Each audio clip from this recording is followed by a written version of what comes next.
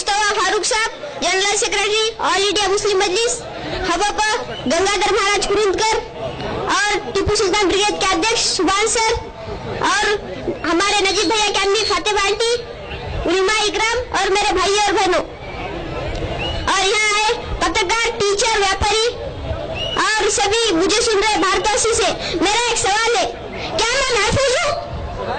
क्या मैं महफूज हूँ? मेरे वालिदैन चाहते हैं कि मैं पढ़ लिख कर बड़ा इंसान बनूं, बहुत तरक्की करूं, बहुत खुश रहूं। मुझे भी लगता है कि मैं अपने वालिदैन की ख्वाहिशात पूरी करूं, बहुत बड़ा बन के उनकी खिदमत करूं, लेकिन क्या मैं सच में बड़ा बन पाऊंगा? डर लगता है कहीं मुझे मौसूल शेख की तरह मार तो नहीं दिया जाएगा, या फिर मेरे वालिदैन को अखलाक की तरह बेवजह सरेआम कत्ल किया जाएगा, या फिर मुझे भी नजीब भैया की तरह 72 लोगों के पास भेजेंगे, गायब किया जाएगा। कौन दिलाएगा यकीन मुझे कि मैं महफूज हूँ, सुरक्षित हूँ? इस मुल्क में मेरा गारंटी कौन लेगा? मैं वजीर आलम से पूछना चाहता हूँ, आप हमेशा बिना पूछे मन की बात बताते हो ना, लेकिन आपने कभी हमारे मन में क्या जानने की कोशिश की?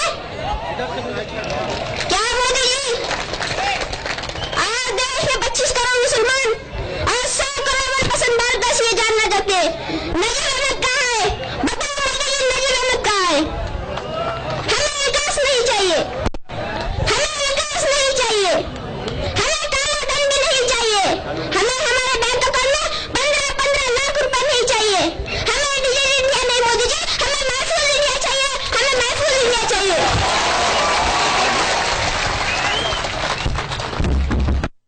जो कौम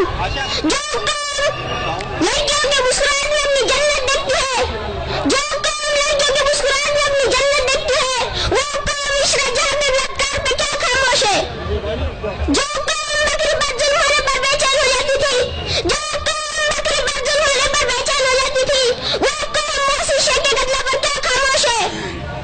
जो कौम बेवजह पेड़ पौधे काटने से रोकती है, वो कौम अखलाक के ठेस कर मारे जाने में क्या खामोश है? जो कौम ये कहती है कि माँ के पैरों तले जन्नत होती है, तो फिर रोए तबुला और नजीब के माँ के आंसू, उनका अपने बच्चों के इंसाफ के लिए चिल्लाना, पुकारना, दिल्ली की सड़कों पर नजीब के अम्मा को पुलिस का बेरहमी से घसीटना, क्या आपको लड़ने के लिए तैयार नहीं करता? आखिर क्यों? अच्छा तो ये बात है, क्या आपको अपने बच्चे की फिक्र है? आपको तो फुरका फुरका खेलने में मजा आता है, आपको अपने पार्टी को खुश होना है, एक दूसरे को नीचा दिखाना है, आना की लड़ाई करनी है, सही ताकत नहीं खत्म करना है, तो ठीक है आप खेलो फुरका फुरका, पार्टी पार्टी, आना की लड़ाई। हम मासूम बच्चे क्या कर सकते हैं? ना हमारे पास पैसा है, ना हमारे नाजुक हाथों में ताकत, ना हुकूमत है, लेकिन याद रखना हमारे नाजुक हाथ जब अल्लाह के सामने मदद के लिए उठते हैं ना, तो हमारे सिसकते हुए आंसू के बदले भी हमारी मदद कर सकता है। हमें जरूरत नहीं ऐसे मुफत मुसलमानों की मदद की, हम अल्लाह के सामने अपना सर पटक पटक कर अल्लाह को राजी करेंगे और नजीब भैया को वापस लाएंगे। देखना तुम, हम कमजोर नहीं। सुभान चाचा से मैं कहना चाहता हूँ, नजीब भैया की लड़ाई में मैं आपके साथ हूँ, और यहाँ मेरे मम्मी पापा बैठे हुए हैं।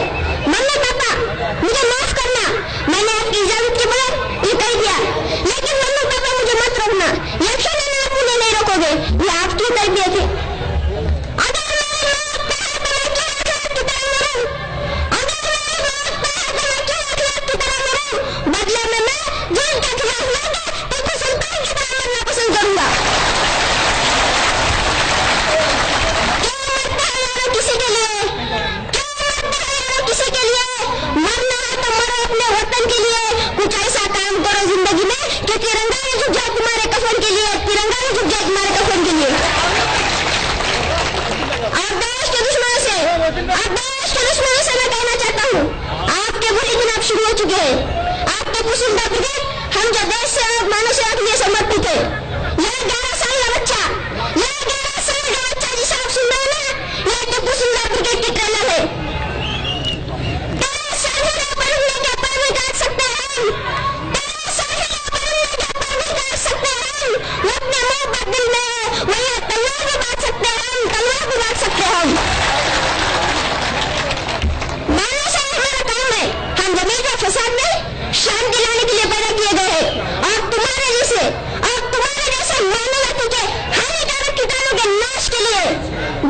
शुक्रिया, जज़ाकल्लाह, व आखिर दावन अल्हम्दुलिल्लाहि रब्बिल आलमीन।